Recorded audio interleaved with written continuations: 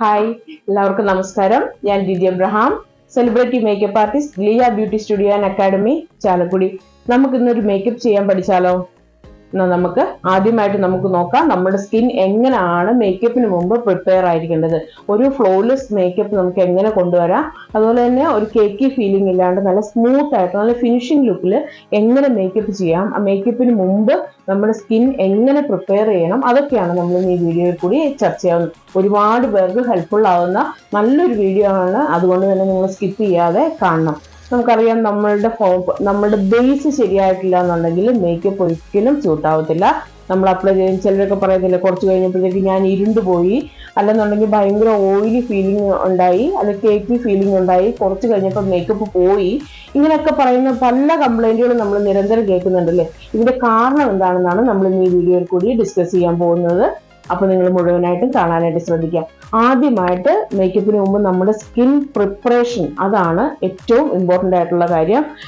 ആദ്യമായിട്ട് face cleanse ചെയ്യുക. Cleansing ആണ് ഏറ്റവും ഇമ്പോർട്ടൻ്റ് ആയിട്ടുള്ള ഒരു കാര്യം.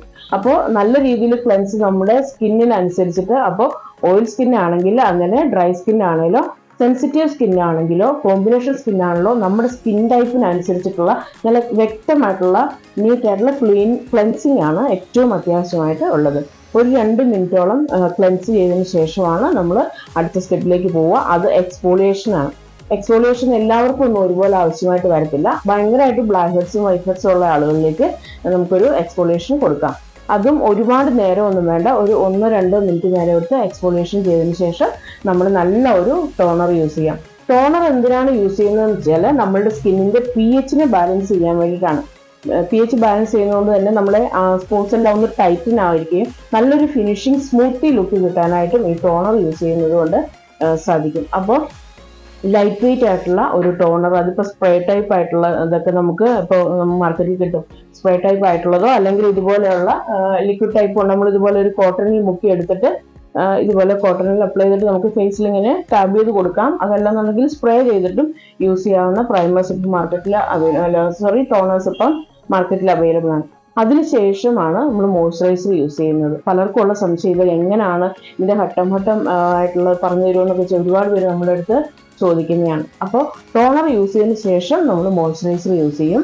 അത് മോയ്സ്ചറൈസർ എന്തിനാണ് യൂസ് ചെയ്യുന്നതെന്ന് വെച്ച് കഴിഞ്ഞാൽ നമ്മുടെ സ്കിന്നിനെ ഹൈഡ്രേറ്റഡ് ആക്കി ബാലൻസ് ചെയ്യാൻ വേണ്ടിയിട്ടാണ് നമ്മൾ മോയ്സ്ചറൈസർ യൂസ് ചെയ്യുന്നത്.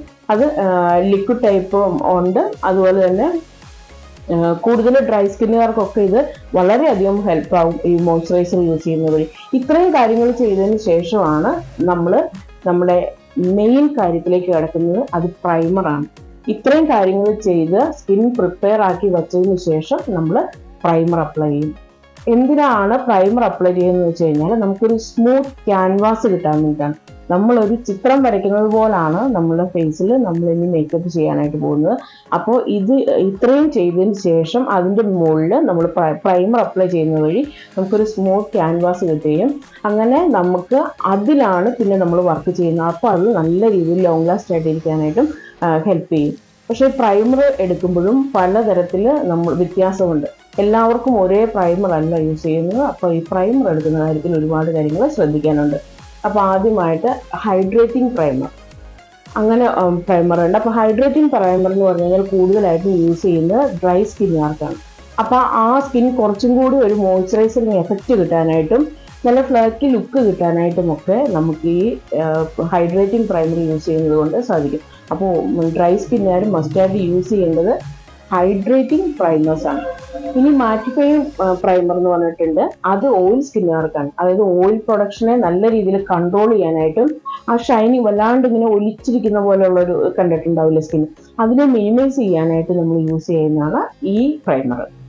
ഇനി ഉണ്ട് പോർസ് ഫില്ലിംഗ് പ്രൈമേഴ്സ്. അതായത് ചില ആൾക്കാരുടെ ഒക്കെ സ്കിന്നിൽ നമ്മൾ നോക്കുമ്പോഴത്തേക്കും ഒരുപാട് പോർസ് ആയിരിക്കും അല്ലേ സ്കിന്നിൻ്റെ, പ്രത്യേകിച്ച് ഈ ചിന്നിൻ്റെ സൈഡിൽ മൂക്കിൻ്റെ കോർണറിലൊക്കെ ആയിട്ട് പോർസ് ധാരാളമുള്ള ആളുകളെ നമ്മൾ കണ്ടിട്ടുണ്ട്.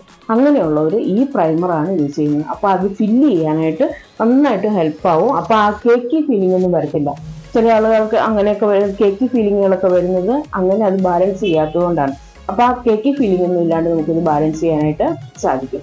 അതുപോലെ തന്നെ മറ്റൊരു തരം പ്രൈമറാണ് കളർ കറക്റ്റർ പ്രൈമേഴ്സ്.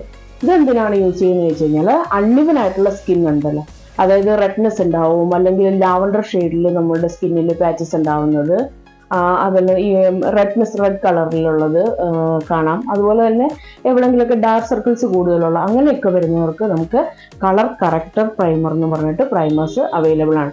ഇനി ഇല്യൂമിനേറ്റിംഗ് പ്രൈമേഴ്സും ഉണ്ട്.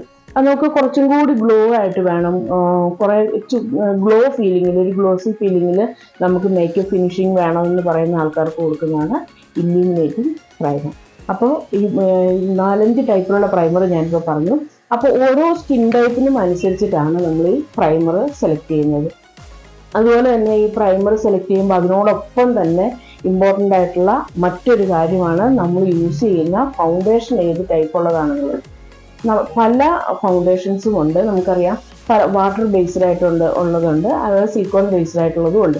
അപ്പം നമ്മുടെ ഫൗണ്ടേഷൻ ഇതിൽ ഏതാണ് നമ്മൾ യൂസ് ചെയ്യാൻ പോകുന്നത് എന്നുള്ളതും കൂടെ ഈ പ്രൈമർ നമ്മൾ സെലക്ട് ചെയ്യുമ്പം അതിനെ ആശ്രയിച്ചിരിക്കുന്നു. അപ്പോൾ നിങ്ങൾക്ക് മനസ്സിലായിട്ടുണ്ടാവും ഇപ്പം പ്രൈമർ എത്രത്തോളം ഒരു മേക്കപ്പ് ഫിനിഷിംഗ് ലുക്കിൽ നല്ല രീതിയിൽ ഇരിക്കാൻ വേണ്ടി എന്തെല്ലാം കാര്യങ്ങൾ ശ്രദ്ധിക്കണം എന്നുള്ളതിനെ കുറിച്ചിട്ട് നിങ്ങൾക്കിപ്പം ഒരു ഏകദേശ ധാരണ കിട്ടി കാണും. അപ്പോൾ ഈ വീഡിയോ നിങ്ങൾക്ക് ഇഷ്ടമായിട്ടുണ്ടെങ്കിൽ നിങ്ങൾ ഷെയർ ചെയ്യണം, സബ്സ്ക്രൈബ് ചെയ്യണം. അപ്പോൾ ക്രിസ്മസ് ഒക്കെ വരാൻ പോവുകയാണ്. ഒരുപാട് ഓഫറുകൾ നിങ്ങൾക്ക് വേണ്ടിയിട്ട് ഒരുക്കിയിട്ടുണ്ട്. അപ്പോൾ കൂടുതൽ വിവരങ്ങൾ അറിയാനായിട്ട് ഒന്നുകിൽ താഴെ കാണുന്ന നമ്പറിൽ നിങ്ങൾക്ക് ഞങ്ങളെ കോൺടാക്ട് ചെയ്യാം, അല്ലെന്നുണ്ടെങ്കിൽ നമ്മളുടെ യൂട്യൂബ് ചാനലിൽ, അല്ലെങ്കിൽ നമ്മുടെ ഇൻസ്റ്റാഗ്രാം പേജ്, അതുപോലെ ഫേസ്ബുക്ക് ഒക്കെ വിസിറ്റ് ചെയ്യുക. ഒരുപാട് സർപ്രൈസിങ് ഓഫറുകൾ നിങ്ങൾക്കായിട്ട് ഞങ്ങൾ ക്രമീകരിച്ചിട്ടുണ്ട്. Thank you.